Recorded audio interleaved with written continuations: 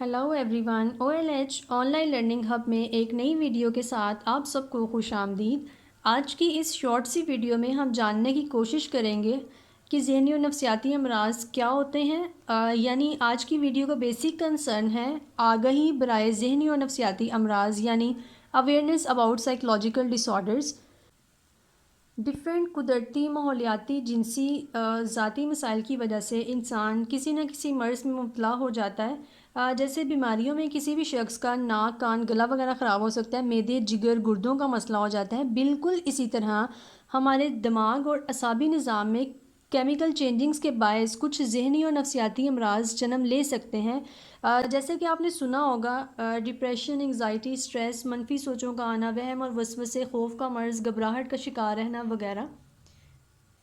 जनाब, जिस्मानी बीमारियों की तशख़ीस और इलाज के लिए हम हर मुमकिन और संजीदा कोशिश करते हैं। मिसाल के तौर पे किसी को भी ब्लड प्रेशर, शुगर, हेपेटाइटिस, जिगर का मसला हो गया है, या भी कोई भी जिस्मानी मसले का शिकार हो गया है, कोई भी जिस्मानी मर्ज़ लग गया है, तो हम बहुत ज़्यादा कंसर्न करते हैं।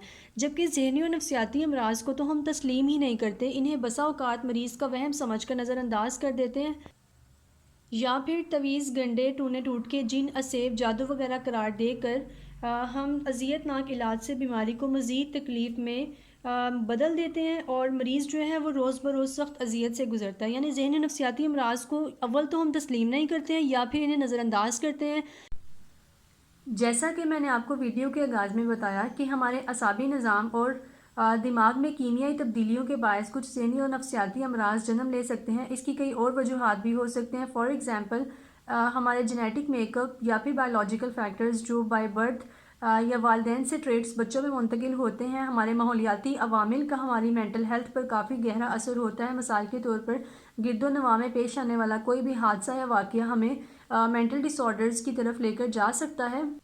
जनाब, ज़हनी और नफसियाती अमराज में डिप्रेशन, ज़हनी तनाव, ज़हनी दबाव, खौफ का मर्ज़, बेचैनी, घबराहट, वहम और वसवसे वगैरह शामिल हैं। और इसके अलावा नींद का ना आना, मनफी सोचें, बहुत ज़्यादा तंग करना, गैर मामूली आवाज़ों का सुनाई देना, चीज़ों का दिखाई देना। अक्सर औक़ात जो पेशेंट्स ये कंप्लेन करते हैं कि हमें कुछ आवाज़ें सुनाई दे रही हैं या कुछ चीज़ें दिखाई दे रही हैं, तो वो भी ज़हनी और नफसियाती मर्ज़ में मुब्तला होते हैं, जिसकी बरवक्त तशख़ीस और इलाज बहुत ज़रूरी होता है। जिनसी मसाइल, इज़दवाजी ताल्लुकात के मसाइल, बच्चों का पढ़ाई में दिल ना लगना, तवज्जो ना देना, मंशियात का इस्तेमाल, भूखे अमराज यानी बहुत ज़्यादा ओवर ईटिंग करना या बिल्कुल ही खाना छोड़ देना, गुस्से के मसाइल वगैरह शामिल हैं।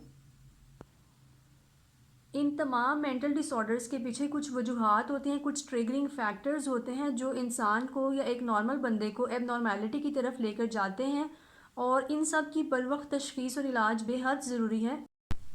ज़हनी और नफसियाती अमराज का इलाज कैसे मुमकिन है, इसके लिए सबसे पहले तो ये बात जानना और मानना बेहद ज़रूरी है कि जितने भी हमारे मेंटल डिसऑर्डर्स हैं वो बिल्कुल जिस्मानी अमराज की तरह ही हमारी सेहत पर असरअंदाज होते हैं। जैसे हम अपनी फ़िज़िकल हेल्थ को, अपनी जिस्मानी सेहत को बहुत ज़्यादा अहमियत देते हैं, बिल्कुल इसी तरह हमें अपनी मेंटल हेल्थ को भी इम्पोर्टेंट समझना होगा। ज़्यादातर देखा गया है कि अगर कोई बंदा ये कह रहा है कि मुझे कुछ चीज़ें दिखाई दे रही हैं, कुछ आवाज़ें सुनाई दे रही हैं, या मेरी नींद डिस्टर्ब है, या मैं बहुत डिप्रेस्ड हूँ, मैं बहुत उदास और परेशान रहता हूँ, तो हमारे यहाँ ये सुनने को मिलता है कि इसके ऊपर किसी ने कुछ करवा दिया है, कोई दम दरूद वगैरह या कोई जादू टोना हो गया इसके ऊपर। या अक्सर औकात ये कह के नज़रअंदाज कर दिया जाता है कि ये मरीज़ का या बंदे का वहम है। ऐसा कुछ भी नहीं है, हकीकत में कुछ नहीं है, ये बस इसको लगता ही है। ठीक है, मतलब हम काफ़ी ज़्यादा चीज़ों को इग्नोर कर रहे होते हैं, और मामला दिन ब दिन बढ़ते बढ़ते एक मर्ज़ की शिद्दत इख्तियार कर लेता है।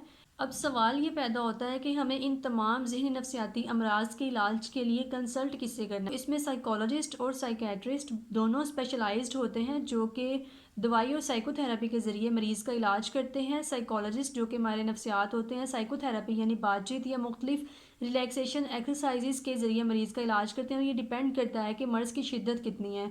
ठीक है, अगर उसमें मेडिकेशन की ज़रूरत होती है तो साइकेट्रिस्ट स्पेशलाइज्ड होते हैं इस मैटर में, और वो मेडिकेशन के ज़रिए पेशेंट को ट्रीट कर रहे होते हैं। लेकिन हमारे यहाँ अक्सर मर्ज़ की शिद्दत को बढ़ा दिया जाता है, या फिर पेशेंट की कंडीशन को ख़राब कर दिया जाता है दम दरूद करवा कर, या फिर किसी आमिल पीर के पास ले जाके कि शायद इसके ऊपर कोई जादू वगैरह हो गया है।